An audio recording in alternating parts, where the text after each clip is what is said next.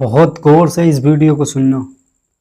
अगर आपने ये वीडियो न सुनी तो समझ लेना कुछ नहीं देखा, कुछ नहीं सुना। वीडियो देखने के बाद जरा। वो दिन जुमे का दिन होगा कि एक सींग में 2 मरतबा सूर फूका जाएगा, नुफ़क़तुल फना और नुफ़क़तुल बाइस। पहली मरतबा एक फरिश्ता हजरत इसराफील को अपने पर सिमटते देखकर सूर फूकेगा तो सब जानदार खत्म हो जाएंगे या फिर बेहोश हो जाएंगे।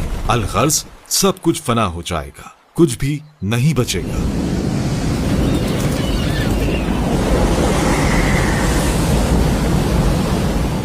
सिर्फ अल्लाह की जात बाकी रहेगी या फिर अल्लाह के हुक्म से अर्श, कुर्सी, कलम, लौह, जन्नत, दोज़ख और रूहें फना नहीं होंगी।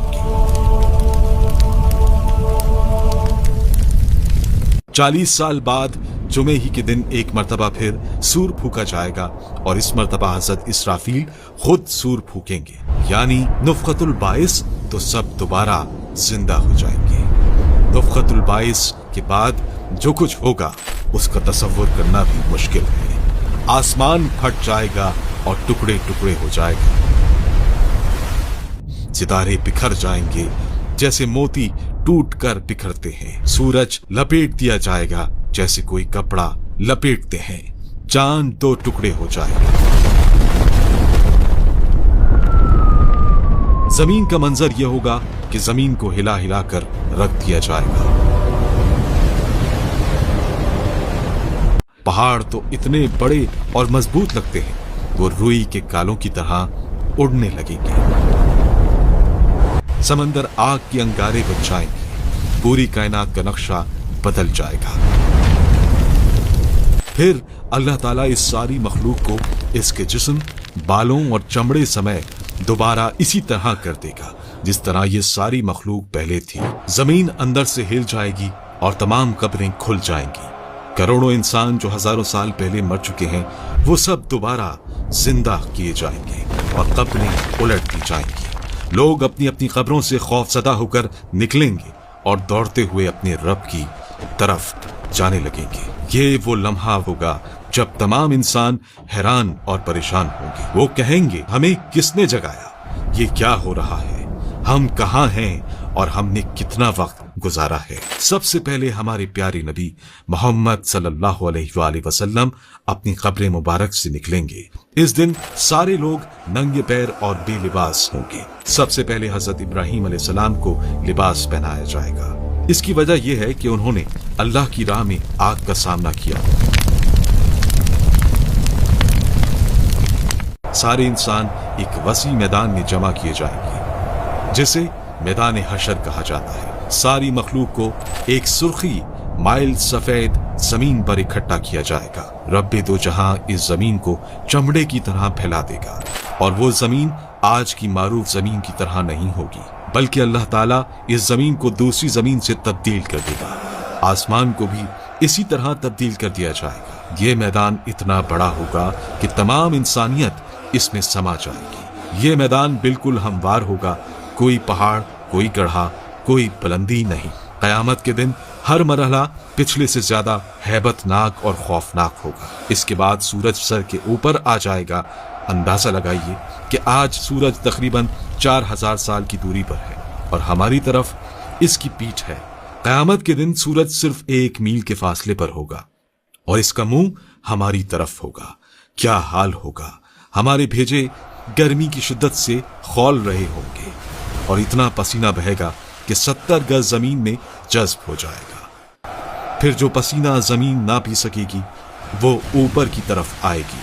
वो पसीना किसी के टखनों तक होगा तो किसी के घुटनों तक पहुंच जाएगा। कोई कमर तक इसमें गर्क होगा तो कोई सीने तक इसमें तैर रहा होगा। कुछ तो ऐसे भी होंगे कि उनके गले तक पहुंच चुका होगा और काफिर के तो मुंह तक चढ़कर लगाम की तरह इसे जकड़ लेगा, जिसमें वो डुबकियां खाएगा। ये सब कुछ डिपेंड करेगा हमारे अमाल पर। अब लोगों के साथ उनके अमाल के हिसाब से मामला किया जाएगा। सजा या जजा अमाल को देखकर दी जाएगी। इस दिन किसी चीज का कोई साया नहीं होगा, लेकिन कुछ अहले ईमान ऐसे भी होंगे कि उन्हें अल्लाह रब्बुल इज्जत अपने अर्श के साए में रखेगा। इस गर्मी की हालत में प्यास की क्या कैफियत होगी। हाल ये होगा कि ज़बानें सूख कर काटा हो जाएंगी, कुछ तो ज़बानें मुंह से बाहर निकल आएंगी, दिल मुंह को आए होंगे, लोग अपने अपने गुनाहों के मुताबिक अजाब में होंगे। इस दिन कोई किसी का हाल पूछने वाला ना होगा। बड़े मजबूत और गहरे रिश्ते इस दिन अपनी वक़्त खो देंगे। रिश्तेदारियां और ताल्लुकदारियां किसी काम नहीं आएंगी।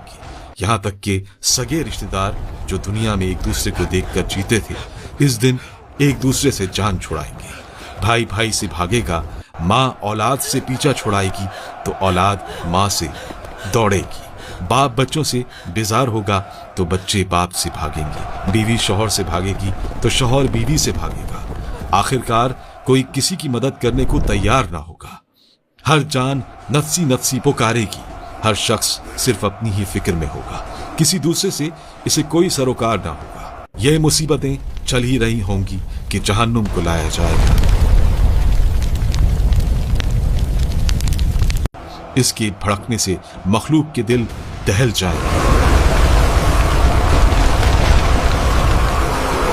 मुकर्रब फरिश्ते और अंबिया तक इससे पनाह मांगेंगे और हर एक आफियत मांगेगा। हर तरफ नफसी नफसी का समा होगा। अब आएगा वो लम्हा जब हर शख्स को इसकी जिंदगी की कंप्लीट रिकॉर्ड बुक यानी नामे अमाल दिया जाएगा। नेक लोगों की किताब उनके दाने हाथ में दी जाएगी। वो खुशी से कहेंगे, आओ मेरी किताब पढ़ो, मुझे यकीन था कि मैं अपना हिसाब पाऊंगा। बुरे लोगों की किताब उनके बाएं हाथ में या पीठ के पीछे से दी जाएगी। वो कहेंगे, काश मेरी किताब ना दी जाती, काश मैं अपना हिसाब ना जानता।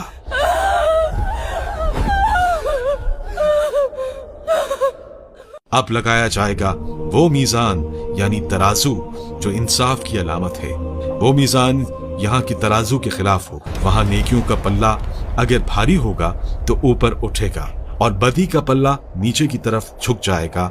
और इस मीजान की निगरान हजरत जिब्राइल अलैहिस्सलाम जबकि अमीन हजरत मिकाइल अलैहिस्सलाम होंगे। इसमें एक एक करके हर शख्स के अमाल को तोला जाएगा। नेक अमाल इतने हल्के लगते हैं लेकिन मीजान में भारी होंगे। बुरे अमाल इतने भारी लगते हैं लेकिन मीजान में हल्के होंगे।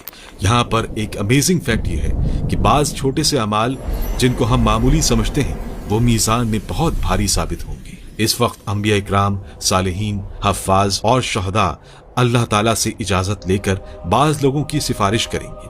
सबसे अजीम शिफात नबी करीम सल्लल्लाहु अलैहि वसल्लम की होगी जिन्हें मकाम महमूद दिया जाएगा। अब जहन्नुम के ऊपर एक पुल लगाया जाएगा जो बाल से बारीक और तलवार से ज्यादा तेज होगा। यही है पुल सिरात। अब शुरू होगा मुश्किल इम्तिहान। हर शख्स को इस पुल से गुजरना होगा। हर एक की रफ्तार इसके अमाल पर मुनासिर होगी।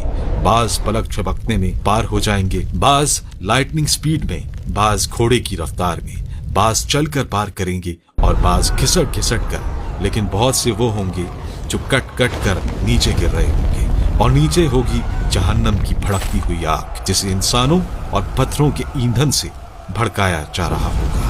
जो लोग पुल सिरात पार कर जाएंगे उन्हें नबी करीम सल्लल्लाहु अलैहि वसल्लम के हौज़ कौसर पर पानी पिलाया जाएगा। ये पानी दूध से ज्यादा सफेद, शहद से ज्यादा मीठा होगा। जो इसे पी लेगा वो कभी प्यासा नहीं होगा। आखिर में अल्लाह ताला का आखिरी और मुतलक फैसला आएगा। जन्नतियों को कहा जाएगा, ऐ मेरे बंदे, आज ना तो तुम पर कोई खौफ है और ना तुम गमगीन होगे। जहन्नमियों को कहा जाएगा, आज तुम्हारी सजा का दिन है।